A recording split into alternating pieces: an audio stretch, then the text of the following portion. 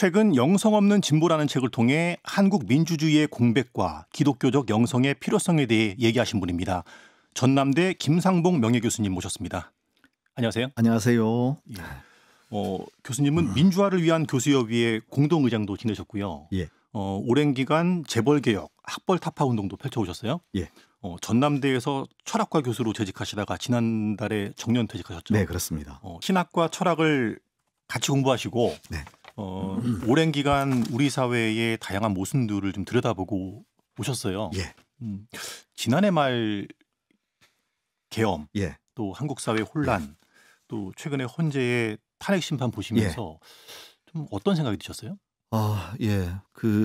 당연히 이 충격이 아니었다라고 말하면 그건 거짓말이겠죠. 예. 근데 제가 충격을 받은 건 1차적으로 계엄 2024년에 계엄이라고 하는 걸 이렇게 실제로 시도하는 사람이 있다라고 하는 게 물론 첫 번째 충격이기는 했죠. 저에게도. 네. 근데 실은 어쩌면 그보다 더 충격적인 건 그 계엄이 일어나고 난 다음에 실패하고 난 뒤에 그걸 거꾸로 지지하는 사람이 그렇게 많다라고 하는 게 저한테는 지금도 아직 풀리지 않은 수수께끼 같은 겁니다. 이거 우리가 대답을 해야 된다라고 생각을 하고요. 예. 그다음에 같은 문맥에서 드리는 말씀인데 생각하면 윤석열 정부가 사실은 생각에 따라서는 문재인 정부의 연당만 바뀌었을 뿐이지 그 인적인 구성에서 보자면 문재인 정부에서 발탁된 그리고 문재인 정부에서 출세하고 문재인 정부에서 그렇게 전국적인 인사로 발돋움한 사람이 대통령이 된 거잖아요. 그리고 사실은 그 선거하던 과정을 우리가 곰곰이 생각을 해보면 저는 지금도 이해가 되지 않는 건 손바닥에 TV에서 TV 토론할 때 손바닥에 왕자 쓰고 나온 사람을 그걸 정상적인 사람이라고 그렇게 많은 사람이 지지했다라는 게 여전히 저는 이해가 되지 않습니다. 한마디로 말씀드려서 무슨 말씀인고 하니 지금 이 상황은 어떤 특정한 한두 사람에게 책임을 씌우고 그를 지지하든 그를 비난하든지 간에 이건 제3자적인 관점에서 비평할 수 있는 일이 아니고요. 전체로서 우리 모두를 돌아보아야 하는 그런 미증류의 위기 상황이다라고 생각을 하고 그런 의미에서 저는 지금 저간의 탄핵 심판의 과정에서 가능하면 시시비비는 가려야죠. 네. 당연히 시시비비는 가려야 되지만 우리가 이 부분에 있어서 자기 자신에 대한 성찰의 기회로 삼아야 된다라고 하는 말씀도 꼭 드리고 싶습니다. 예. 예. 뭐 비슷한 생각과 고민들일 것 같은데요. 네. 87년 이후에 우리 사회에는 절차적인 민주주의가 자리를 그렇겠죠. 잡았다고 다들 생각했잖아요. 네. 그리고 이 경제적으로도 상당한 이 그렇죠. 성장을 이루었고, 네. 그래서 우리 사회는 이제 이 선진국, 네. 민주 선진국 예. 이런 인식들이 많았었는데 맞습니다. 이번 사태를 겪으면서 많은 분들이 우리가 누리고 있던 이 민주주의가 네. 이렇게 예. 빈약한 것이었나, 뭐 이런 고민들을 하시는 것 같아요. 맞습니다. 그 부분에 있어서도 저는 다른 분들은 이제 누구누구가 어떻게 잘못했다라는 얘기를 말씀을 많이 하시잖아요. 네. 저는 그거 제가 말을 보태는 건 별로 이렇게 의미 있거나 필요한 일이라고 생각하지 않고요. 여전히 이제 전제해야 될 건 잘못한 사람은 잘못한 것에 대한 응분의 대가를 받아야죠. 라고 하는 걸 전제를 한 다음에 꼭 드리고 싶은 말씀은 우리 민주화 운동의 과정을 돌이켜보면요. 우리가 거기서 못 배운 게 굉장히 중요하게 딱 하나가 있습니다. 그게 뭐냐면 우리가 배우지 못한 것. 예. 민주화의 과정 속에서 우리들 한국인이 배우지 못한 것이 굉장히 중요한 게 한 가지가 있어요. 예. 그게 뭐냐면 민주주의를 못 배웠습니다. 되게 역설적인 말씀이시네요. 역설적인 이야기지만 이게 예. 진실이에요. 저는 철학을 공부하는 사람이고 아까 신학 말씀을 하셨는데 사실은 제가 전남대학에 20년 있으면서 5.18에 대해서도 책을 쓴 사람입니다. 네. 그러니까 한국의 민중항쟁사에 대해서 그걸 역사 철학적으로 꾸준히 연구해온 사람으로서 제가 감히 한 말씀 드릴 수 있는 건 한국의 민주화 운동의 역사는 적대적인 독재 권력을 타도한 역사예요. 예. 예. 근데 이건 힘을 쓰면 돼요. 광장에 사람들이 모여서. 그리고 힘도 쓰고 그다음에 많이 희생했죠. 네. 예. 그건 굉장히 영웅적인 거고 숭고한 것이고 그건 우리가 당연히 감사의 마음을 가져야만 됩니다. 그 전제하고 난 다음에 말씀을 드리자면 근데 그 과정에서 우리가 배우지 못한 게 무엇인고 하니 민주주의가 뭐예요? 생각이 다른 사람들끼리 폭력적이 아닌 방식으로 예. 합의된 결론을 도출해내는 거잖아요. 예. 우리가 그걸 못 배웠어요. 우리는 민주주의에 방해가 되는 세력들을 타도하는 일에 성공한 거예요. 예. 그랬다고 해서 그런데 민주주의적인 문화, 네. 민주주의적인 사고방식 이것이 뿌리 내리는 건 아닙니다. 그래서 유심히 살펴보시면 그리고 찬찬히 우리를 돌아보면 우리가 생각이 다른 사람들하고 평화적인 방식으로 대화를 통해서 합의를 이끌어내는 걸 제대로 못 배웠어요. 그런 까닭에 나하고 생각이 다른 사람을 인정하지 않으려고 하는 겁니다. 지금 윤석열 정부가 들어서고 난 다음에 정적인 이제 상대방을 이제 이렇게 예. 제거하기 위해서 모든 합법적인 어떤 그런 외관을 띠고 온갖 방식으로 검찰권을 동원한 것 아니에요. 근데 이게 그것만의 문제가 아니고요. 우리 사회 어디에서나 사실은 야당 내부에서도 마찬가지라고 볼 수 있고요. 또는 쉽게 얘기해서 노동조합 같은 데서도 우리가 그렇게 이상하지 않게 볼 수 있는 거고요. 어디나 마찬가지입니다.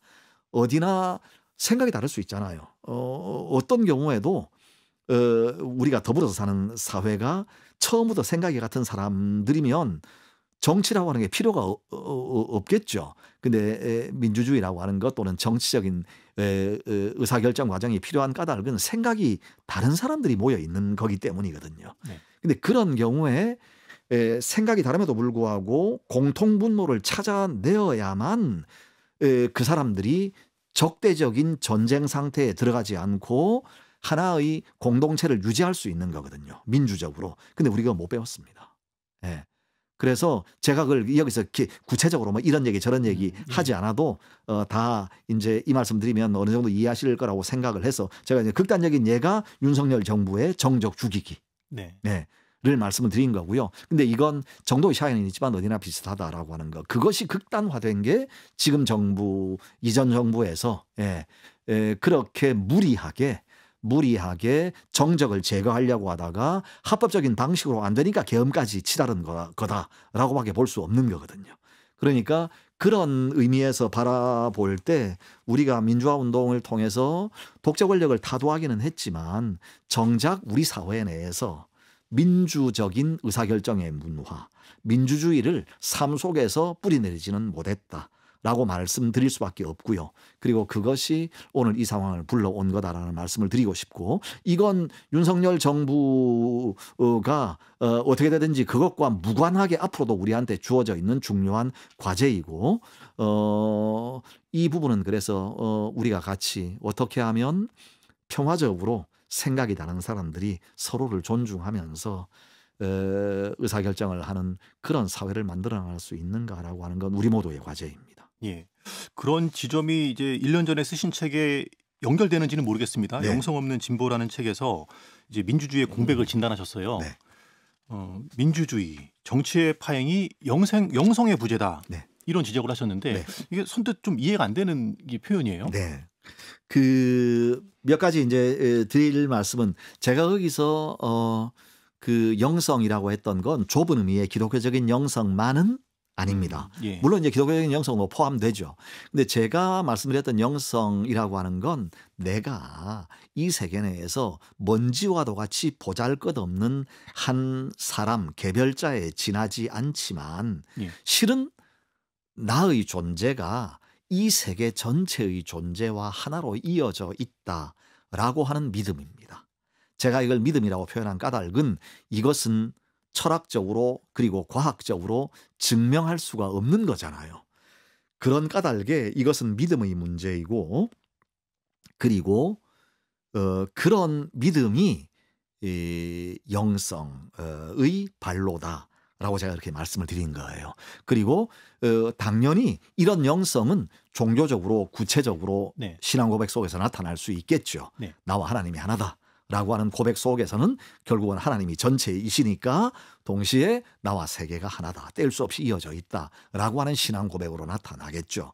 하지만 이건 굳이 기독교인이 아니라도 다른 종교도 마찬가지고 저 같은 철학자라도 마찬가지로 가질 수 있는 믿음이다 라고 해서 저는 다소 넓은 의미에서 이제 영성이라고 하는 말을 썼는데요. 그런데 이것이 그러면 민주주의와 무슨 상관이 있느냐라고 하는 것에 관해서 제가 간단히 말씀을 드리자면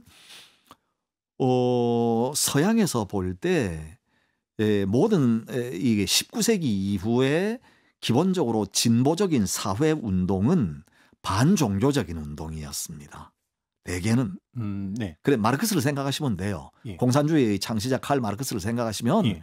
뭐 종교는 인민의 아편이다라고 그 사람들은 공공연히 얘기한 거니까 그래서 철저히 유물론적인 사고방식, 실증주의적이고 공리주의적인 사고방식을 통해서 이 세계를 보다 더 좋은 세상으로 만들 수 있다라고 생각을 했어요.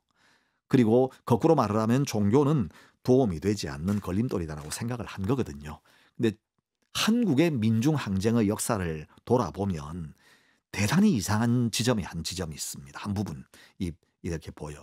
그건 뭐냐면 근현대 민중항쟁 이른바 제가 이렇게 표현하는 걸 좀 이해해 주시기 바랍니다. 이게 해방 이후에는 민주화 운동인데 예. 거슬러 올라가면 이제 그게 아니니까 제가 예. 이렇게 표현하는 거예요. 딴 뜻은 없습니다. 예.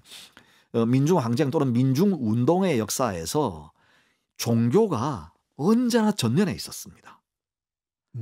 첫 번째가 동학 농민전쟁인데 네네. 이게 무장항쟁이잖아요. 그런데 동학은 새로운 종교였잖아요. 예. 새로운 철학이었고 아무튼 새로운 믿음입니다. 그러고 나서 그 뒤에 중요한 운동이 3.1운동 다 아시지만 3.1운동 누가 주도했어요? 남아있던 동학교도들 천도교로 이름이 바뀌었죠. 그 천도교인들하고 거기서 기독교에 손을 내밀어서 같이 한 거거든요.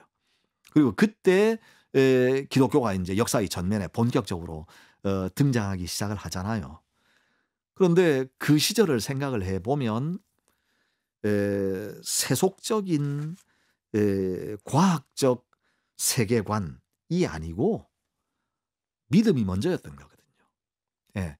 새하늘 새 땅에 대한 믿음이 또는 동학식으로 얘기를 하면 후천개백에 대한 믿음이 그게 사람들로 하여금 맨주먹으로 3.1 만세운동에도 나서고 죽창 들고 일본군 앞에도 나서게 했던 원동력이었던 거거든요.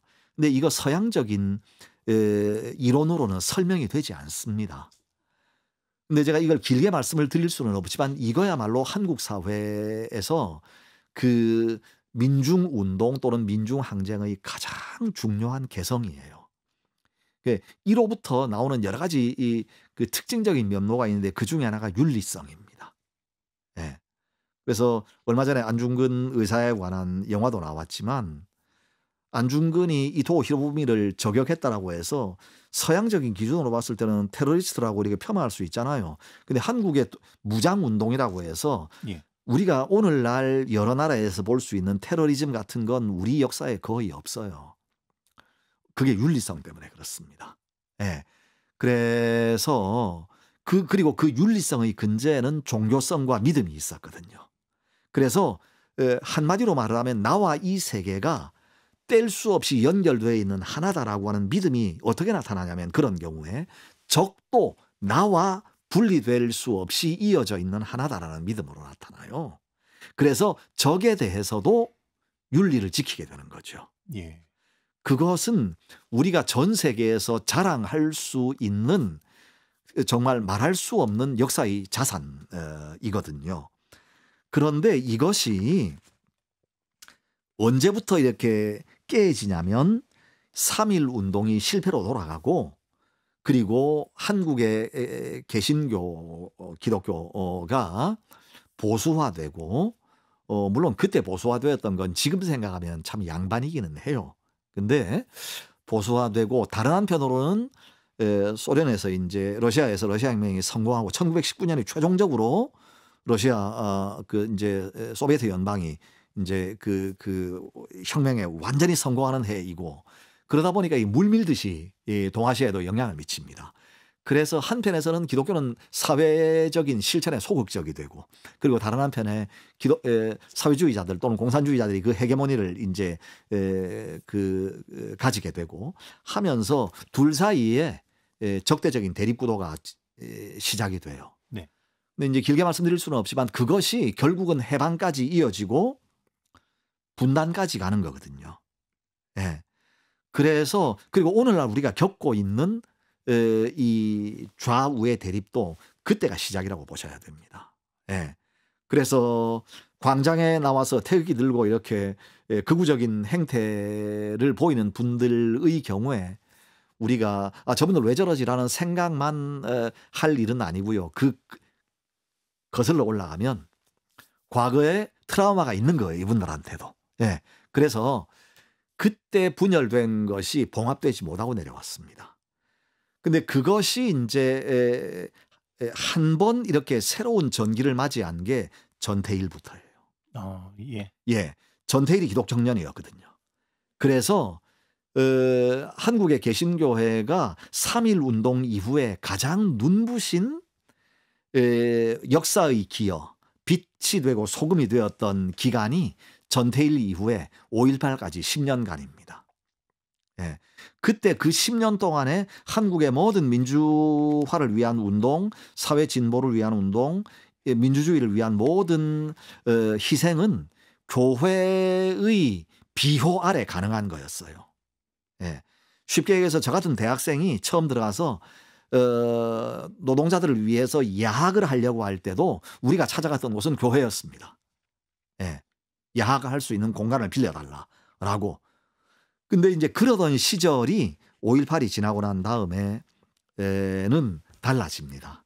왜냐하면 그때부터는 진보적인 사회운동이 교회의 이 울타리를 필요로 하지 않게 되었어요.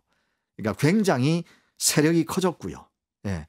그리고 동시에 그 5.18 이후에 말하자면 그 이데올로기적으로도 해금이 되었다라고 말할 수 있고 그래서 더는 그냥 소박한 의미의 양심, 이성, 믿음 이것이 아니고 본격적으로 사회과학적인 논의들이 우리 사회의 진보운동들의 척도로 이제 이렇게 뿌리를 내리게 되었죠. 근데 그 결과가 무엇인고 하니 그러니까 교회의 도움을 청할 필요가 없다라고 하는 것이 현실에서는 어떻게 나타나냐면 우리의 마음 속에서 또는 생각 속에서도 아니 뭐 더는 뭐 믿음 또는 뭐 이 영성 이런 거야 뭐 사회진보하고 무슨 상관이 있어 이렇게 되는 거예요. 그러면서 남는 게 적과 동지의 이분법만 남습니다. 제가 처음 말씀을 시작했을 때 영성이 뭐예요? 나와 세계가 하나라고 하는 믿음. 나와 세계가 하나니까 나는 이 편에 있고 적은 저 편에 있지만 나와 적도 현상적으로는 대립하고 있지만 근본에서는 하나잖아 라고 하는 믿음 이게 없어진 거예요. 그럼 어떻게 되겠습니까? 적은 그냥 제거하고 박멸해야 될 대상이 되는 거예요. 그것이 정도의 차이는 있지만 사실은 우리가 80년 또는 87년 오늘날까지 오는 과정에서 조금씩 그보다 더 강하게 그 덫에 빠져들어갔던 거고 저 스스로 그걸 깨닫게 된 게 그렇게 오래전이 아닙니다. 예. 그래서 도대체 우리가 어떻게 해서 이른바 87년 이후에 이렇게 앞을 내다볼 수 없는 혼란 속에 처하게 되었을까라고 하는 걸 계속 묻는 과정에서 마지막에 도달한 것이 내가 스스로 잊어버리고 있었다라고 하는 자각. 무엇을? 우리가 처음 시작했을 때는 믿음에서 시작했다라고 하는 거. 영성에서 시작했다라고 하는 거. 동학도 그렇고 3.1 운동도 그렇고. 근데 언제부터인가 우리가 그것을 잊어버리고 난 다음에는 이기고 지는 것만 남아있는 거예요. 네. 뭐 근대로부터 시작해서 긴 역사 이야기를 해주셨어요. 근데 네. 전태일 열사 이제 기독 청년으로 우리는 알고 있지만 전태일 열사와 기독교 영성 여기서 우리가 생각해 볼 지점들은 어떤 걸까요? 근데 전태일에게 신앙이라고 하는 건 오직 사랑이에요. 네. 그 사랑이 세계의 고통에 대해서 아파하게 했고요. 네. 그리고 그것이 마지막에 그를 분신으로 이제 결단하게 했죠.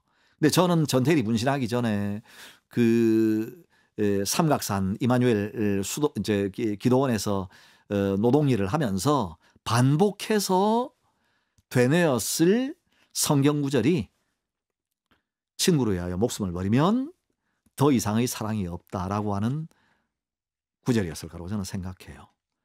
근데 그 신앙 고백이 아닌 그 사랑에 대한 신앙 고백, 내가 너희들에게 새로운 계명을 주노니 서로 사랑하라.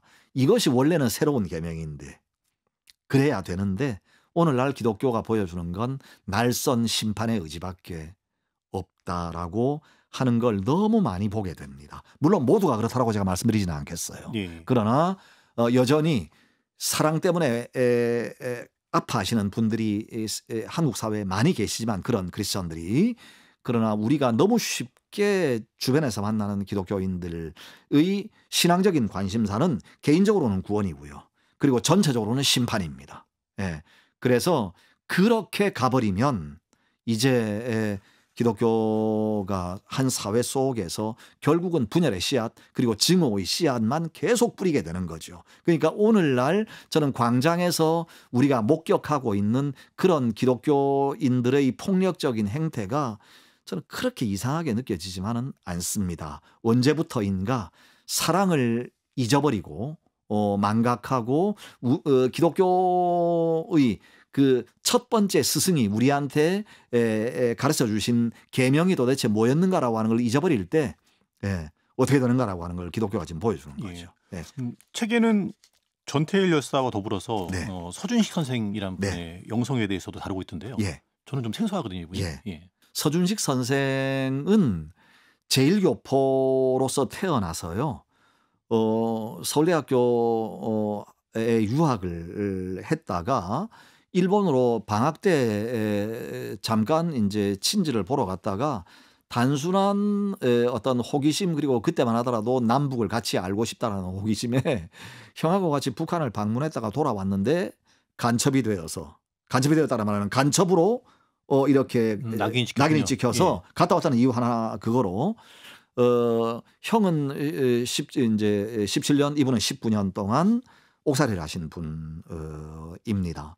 그리고 나오셔가지고는 인권운동 사랑방을 창립하신 분이고 우리 사회에 많은 그 기여를 하신 분인데, 저는 철학자로서 이분의 옥중서한이라고 하는 책을 참 그 성경처럼이라고 말하면 참 그 들으시는 분들이 어폐가 있다고 하시겠지만 거의 저는 우리 시대의 그런 고전으로 제가 늘 보는데, 이분이 그 책에서 계속 고민하는 게 예수의 삶이에요. 예. 이분은 스스로가 유물론자라고 말하는 분입니다. 옥중에서 예수의 삶을 말씀하셨어요. 그렇죠. 예. 그래서 이분이 옥중에서 성경을 보고 완전히 그 예수의 삶을 살아야 되겠다. 예수의 삶을 따라 살아야 되겠다라고 결심을 해요. 그러면서 그 이유를 구구절절하게 계속 얘기를 합니다. 근데 그게 뭐겠어요? 약자에 대한 무한한 사랑과 연민이죠. 예. 그리고 어떤 경우에도 포기할 수 없는, 그러니까 모든 세상 사람들은 아무리 약자를 팔아서 살더라도 99마리 양이 더 중요하지 한 마리 양이 아니에요. 근데 오직 그걸 일깨워진 건 예수의 가르침밖에 없다라는 거거든요. 이건 마르크스에서 볼 수 없는 겁니다. 그래서 그 한 1000페이지 되는 옥중산에 보면 마르크스 이름 미음자도 안 나와요. 오직 예수예요. 오직 예수. 그게 너무 놀라운 건데, 그것이 뭐냐면 그 70년대 우리 이 한국의 민주화 운동의 역사의 하나의 가장 전형적인 풍경이라고 해서 제가 소개를 해드린 거예요. 그 당시에는 내가 그러니까 기독교인도 아니고 내가 유물론자다라고 말하는 사람조차도 예수의 삶과 죽음에 감동을 받고 내가 다른 누구도 아니고 예수의 삶을 따라야 되겠다라고 결단하던 시대라는 거죠. 그런데 오늘날 과연 누가 우리 사회에서 이성적으로 생각하고 선한 양심을 가지고 이 세상을 고민하는 사람 중에 기독교인들을 보니까 예, 내가 예수의 삶을 따라서 살아야 되겠다. 예, 지금도 성경을 읽고 감동받는 사람은 분명히 있을 거예요.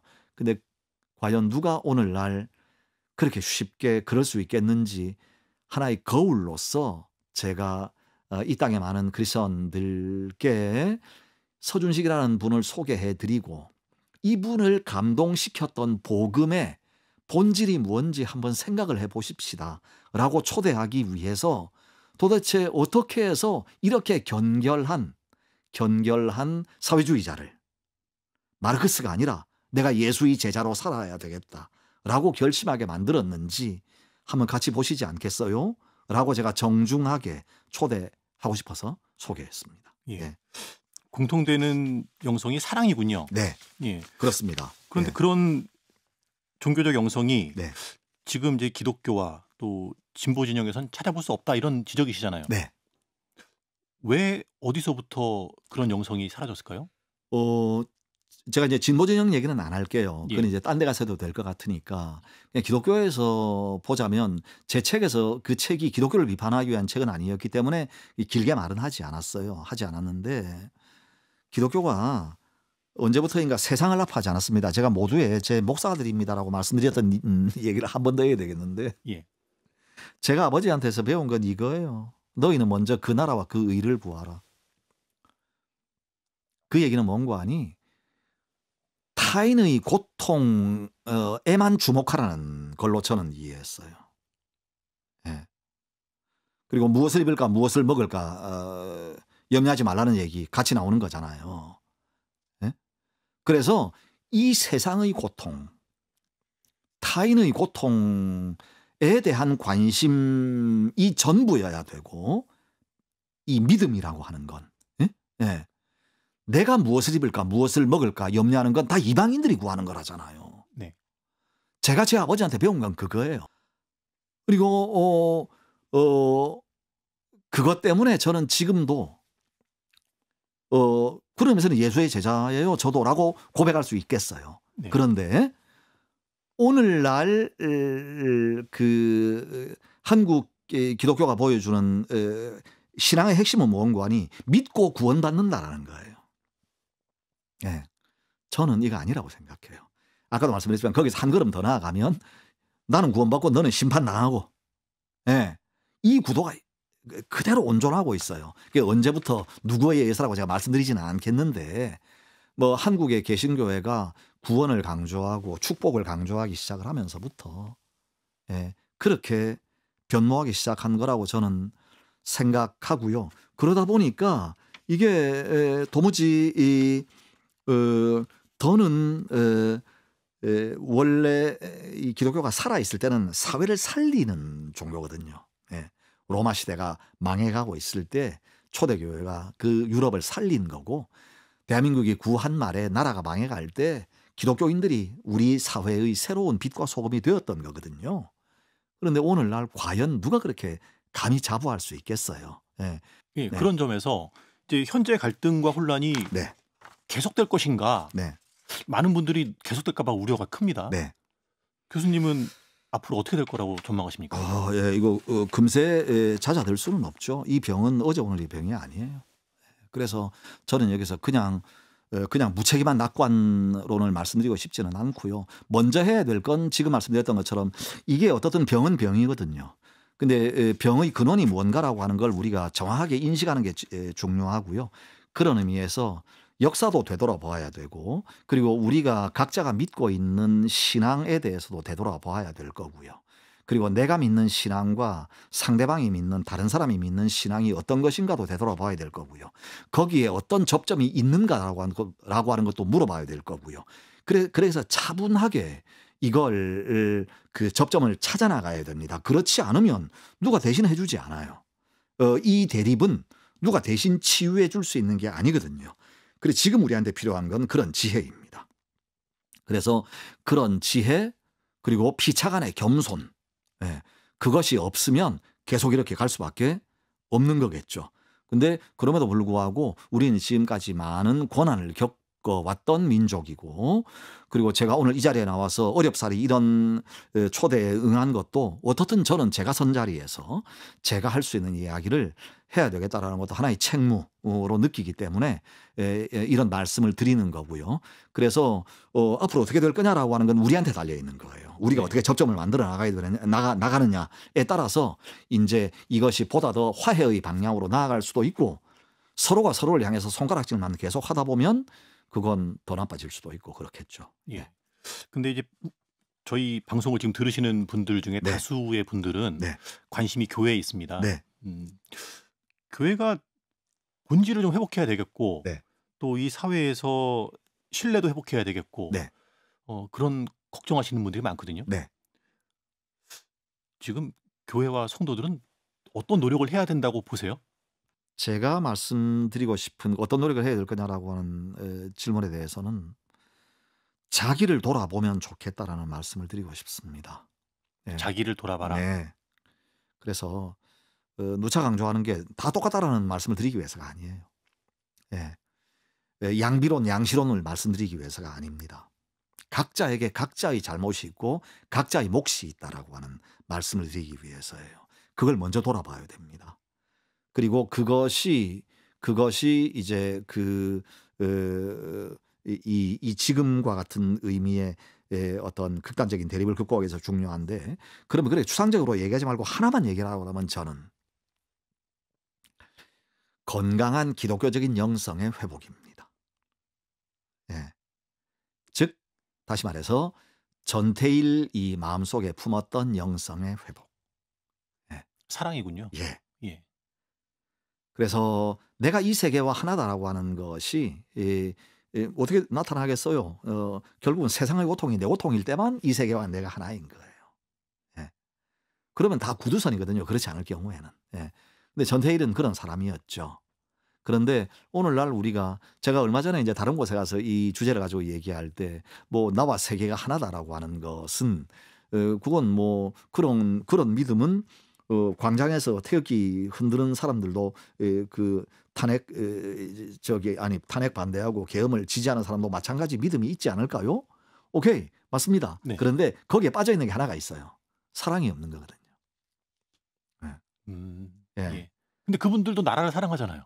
그건 추상적인 거예요. 추상적인 건가요? 적대적인 자리에 있는 사람을 사랑할 수 있어야 돼요. 예수님이 가르친 게 뭡니까? 친구를 사랑하라가 아니에요. 원수를 사랑하라라고 하는 거예요. 그렇게 날선 언어로 증오의 언어를 내뱉으시면 안 돼요. 예수님의 가르침은 원수를 사랑하고 너를 박해하는 사람을 위해서 기도하라는 거였어요.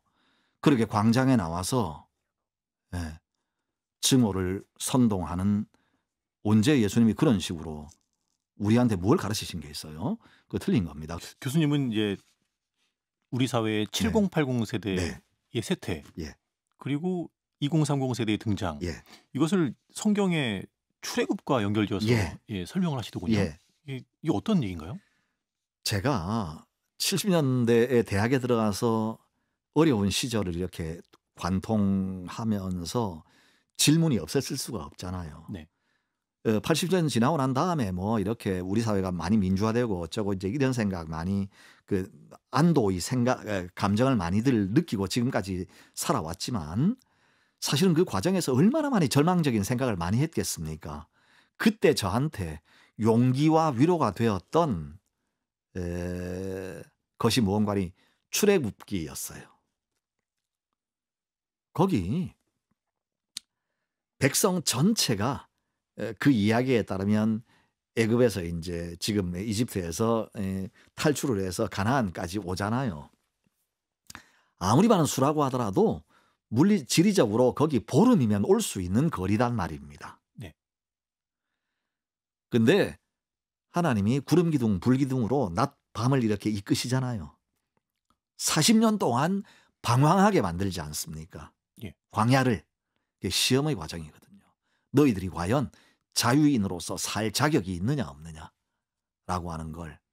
근데 결국은 아무도 그 시험에 통과하지 못하잖아요. 그래서 노예의 신분으로 애굽에서 태어난 이스라엘 백성들 중에 단 한 사람도, 모세조차도 가나안 땅에 못 들어가지 않습니까? 광야에서 척박한 광야에서 자유인으로 태어난 새로운 세대만이 가나안 땅에 들어가는 거거든요. 저는 그 이야기를 언제나 회상하면서 역사라고 하는 게 그런 거다라는 생각 많이 했더랬어요. 그래서 결국은 계엄령 치하에서 나고 자랐던 사람들은 또는 독재 치하에서 나고 자랐던 사람들은 독재에 대한 추억이 있는 거예요. 때리고 맞고 그것이 괴로웠지만 예. 거기에 대해서 세디즘과 메저키즘의 추억이 있는 거거든요. 그러니까 야훼가 한 사람도 너희들은 자유의 땅에 못 들어가 라고 했던 거고, 그건 하나의 저는 비유라고 엄중하게 받아들여야 된다고 생각했던 게, 그만큼 영혼 속에 노예의 낙인이 찍혀서 세상에 태어난 사람이 자유인으로서 사는 게 그렇게 힘든 거다라고 하는 걸 출애굽기가 우리한테 말해주는 거다. 물론 들어갈 수 있죠. 예, 들어갈 수 있는데 그게 그만큼 힘든 거니까 언제나 자기를 돌아보고 근신하라라고 하는 교훈이었다라고 저는 생각을 해요. 근데 우리의 경우에도 보면 지금 87년 이후에 한국 사회가 이제 오는 과정에서 실은 저희 세대였거든요. 더도들도 아니고 70년대의 20대, 그리고 이제 하나 더 잡아서 80년대의 20대가 세상을 바꾸었잖아요. 네. 그게 이른바 87년 세대잖아요. 그리고 뭐 여러 해 전에 386, 지금은 586, 지금은 이미 60대가 됐겠네요. 그런 사람들 얘기가 다 그건데, 저는 이번에 12.3 계엄 이후에 역사가 한 단계 도약하겠다라고 생각한 까닭은 저희 세대가 만들었던 그런 새로운 시대였잖아요. 그걸 처음으로 새로운 세대가 등장해서 당신들은 이제 그만 빠져주세요 라고 이야기를 한 거예요. 그하고 같습니다. 그리고 저희 세대는 남성 중심이었는데 지금은 게다가 20대 여성 중심이라고 아무래도 그래야 되겠죠. 그렇다고 해서 제가 남녀가 이렇게 다르다고 나누고 싶은 건 아닌데 예. 우리 세대가 아무래도 저 같은 남자들이 먼저 이렇게 그랬던 것처럼 지금은 또 여성들이 또 역할이 조금 더 적극적이 되었죠. 그런 모든 것들이 분명한 건 새로운 시대의 출발이다라고 하는 건 분명하다는 얘기입니다. 이것이 하루아침에 세상을 바꾸진 않을 거예요. 그러니까 우리 세대도 하루아침에 새로운 역사를 만들지 않았듯이. 근데 동학농민전쟁 때 김구 선생이 스물이었고요. 그리고 3.1운동 때 유관순과 기타 등등도 다 마찬가지입니다. 4.19 때도 다 고등학생들이 한 거고요. 그 다음에 5.18 때도 20대들이었어요. 그런 것처럼 지금 12.3 계엄 그 이후에 이제 탄핵 국면에서 우리가 보는 여러 가지 슬픈 국면에도 불구하고 새로운 역사의 주역이 출현했다라고 하는 점에서 저는 대단히 감격스러운 마음으로 이제는 나 같은 사람은 뒤로 물러나도 되는구나 라는 생각을 하게 됩니다. 앞서 말씀 듣긴 했는데 네. 이제 성경은 자신에 대한 부정, 네. 타자에 대한 조건 없는 사랑을 강조하잖아요. 그것을 회복해야 된다고 말씀하셨고요. 현재 우리 사회의 갈등을 극복하고 서로를 존중하는 문화가 좀 자리 잡기 위해서는 뭐 특정할 거 없이 각자가 좀 달라져야 되지 않겠습니까? 크리스천과 시민이 각자 영성을 회복하려면 어떤 노력을 기울여야 될까요? 이게 원수를 사랑하는 것이 중요하다라고 아까 말씀하셨지만 이게 쉽진 않거든요. 제일 먼저는요. 다름을 인정하는 거, 그게 첫 번째라고 저는 생각해요. 다름을 인정하라. 제가 제 아버지를 인정하는데 오래 걸렸습니다. 근데 제가 5.18의 트라우마, 국가폭력의 트라우마를 가지고 있는 것처럼 제 아버지는 공산주의자들로부터 박해받은 것이 평생의 트라우마로 남아있구나. 언제부터인가 그걸 진심으로 제가 받아들이고 이해하게 되었어요. 그래서 서로가 각자 다른 상처로 아파한다라고 하는 걸 그걸 우리 인정해야 됩니다. 거기서 생각의 차이가 시작되는 거거든요. 네, 네. 경험의 차이. 근데 그 경험의 차이가 넘을 수 없는 장벽이 되는 건 그게 트라우마이기 때문에 그런 거거든요. 네, 그 인정해야 돼요. 두 번째는 뭐 말씀드리고 싶은 거 아니, 진리 앞에서 겸손해야 된다 또는 순종해야 된다라는 말씀을 드리고 싶어요. 이면이고 아니면 아니다라고, 너희는 모두 이면이고 아니다 아니면 아니라고 얘기하라고, 그 말에서 벗어나는 건 전부 다 악에서 나오는 거다. 예? 설교 시간에 맨날 들으셨을 거 아니에요. 저는 철학자로서 이거 너무 아멘 할렐루야입니다. 왜냐하면 철학은 언제나 진리에 목숨을 거는 학문이기 때문에. 근데 자기 편이면 거짓말도 자꾸만 우겨요. 근데 이건 좌우가 다르지 않습니다. 제 경험으로는. 여러분 제발 이러지 맙시다. 예, 다시 한번 말씀을 드리고 싶은데, 철학자들도 윤리를 말을 해요. 소크라테스도 윤리를 말한 사람이에요. 근데 예수가 가르친 윤리가 소크라테스의 윤리보다 더 위대한 건 딱 하나입니다. 왜냐하면 소크라테스는 원수를 사랑하라고 말한 적 없어요. 플라톤도 아리스토텔레스도 어떤 철학자도 그런 얘기하는 사람 없습니다. 유일하게 예수가 가르쳤어요. 그래서 그것이 인간의 말이 아니다 라고 그 말 앞에 고개를 숙이는 거예요. 원수를 사랑하라고? 그 무슨 말도 안 되는 허튼 소리야 라고 처음에는 그랬어요. 근데 들어보니까 그게 너무 감동적이잖아요. 네, 그게 기독교의 생명입니다. 근데 그걸 헌신짝처럼 버리고 광장에 나와서 빨갱이는 죽여도 돼 이러고 있으면 어쩌자는 얘기입니까? 반대편도 마찬가지예요. 윤석열이 탄 비행기 그냥 추락해서 죽었으면 좋겠다, 이런 얘기 성직자라는 분이 하시면 안 돼요. 네. 네. 그래서 서로가 같이 자기를 돌아보고 이제는 만날 수 있는 접점을 좀 만들었으면 좋겠어요. 예. 예. 지금 너무나 혼란스러운 시기예요. 네. 앞으로 어떻게 될까 걱정도 많고 한데, 그럼에도 불구하고 역사는 올바른 방향으로 나아가는 걸까요? 그럼요. 끝으로 희망의 메시지 한 말씀 해주시죠. 네. 제가 여기에서 희망을 말할 수 있는 까닭은 제가 희망이기 때문이에요. 네, 저는 세상이 아무리 캄캄하다고 하더라도 제 마음속에 있는 빛을 믿어요. 근데 그건 저만 그런 것 아니잖아요. 우리 부장님께서도 마음속에 빛을 가지고 계시잖아요. 그게 꺼지지 않으면 되는 거거든요. 그리고 이 방송을 들으시는 모든 분들 속에 네. 진리의 빛이 꺼지지 않고 있다면, 사랑의 빛이 꺼지지 않고 있다면 진리의 빛은 절대로 꺼지지 않습니다. 그게 기독교가 그 많은 박해를 받고 난 다음에도 지금까지 우여곡절을 거치면서도 여기까지 역사를 이어온 생명력인 거거든요. 네. 근데 우리가 그 빛을 꺼뜨리면 꺼지는 거죠. 네. 그래서 희망도 절망도 우리 속에 있다라는 말씀을 드리고 가고 싶습니다. 예. 진리의 빛, 소망의 빛, 사랑의 빛, 예, 각자 마음속에 잘 가꾸고 확산시켜야겠네요. 예, 교수님 오늘 말씀 감사합니다. 고맙습니다. 예.